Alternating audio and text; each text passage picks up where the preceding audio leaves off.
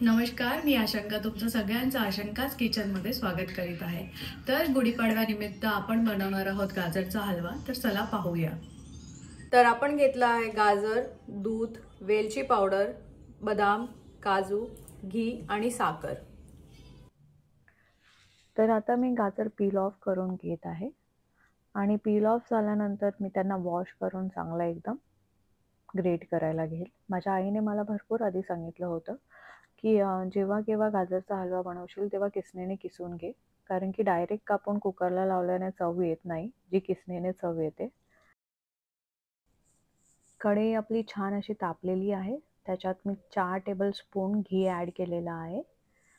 आता मी काजू आणि आल्मंड्स रोस्ट करून घेणार आहे ह्या घीमध्ये. छान असे सगळीकडनं परतवून रोस्ट झाले पाहिजे, म्हणजे तो त्यांना क्रंच येतो. गाजरचा हलवा खाताना तो खूप मस्त लागतो.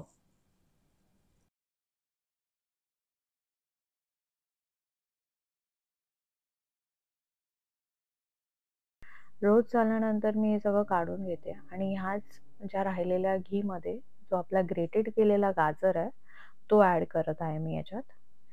आणि ह्या घीमध्येच तो परतवून घ्यायचा आहे. छान असं परतवून त्याचा मॉइश्चर असं सुकेपर्यंत परतला पाहिजे.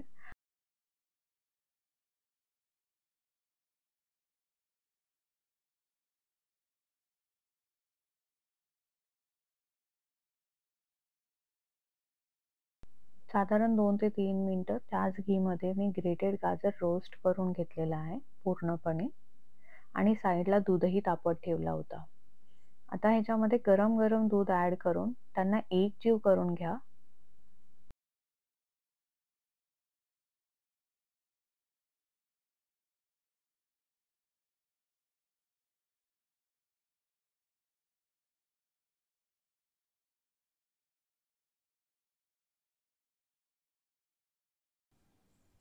एक 20 ते 25 मिनटं मी गाजर वाफेवरती शिजवून घेतलं आहे व्यवस्थित. आता 20 मिनिटानंतर परत मी त्याला चांगलं परतवून घेणार आहे.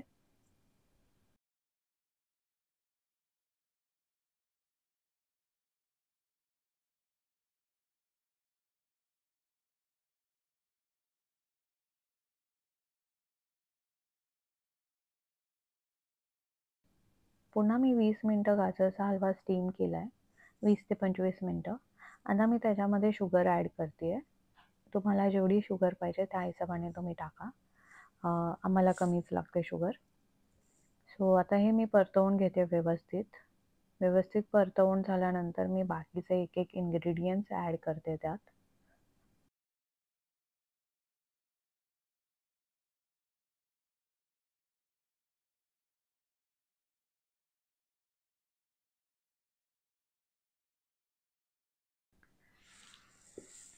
आता मी ॲड करते वेलची पावडर.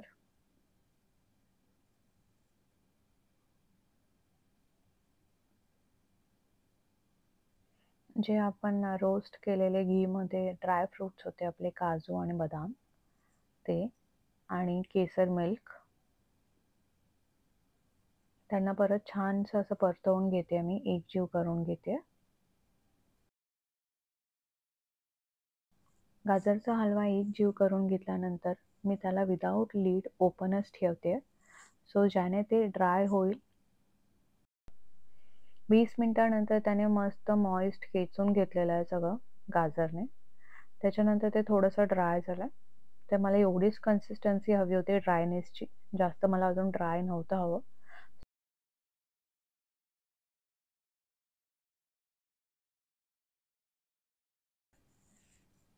सुंदर असा गाजरचा हलवा रेडी झालेला आहे आणि आता आपण ह्याला गार्निश करून घेऊ. तर आपला गाजरचा हलवा रेडी झालेला आहे. तर पाहूया टेस्ट.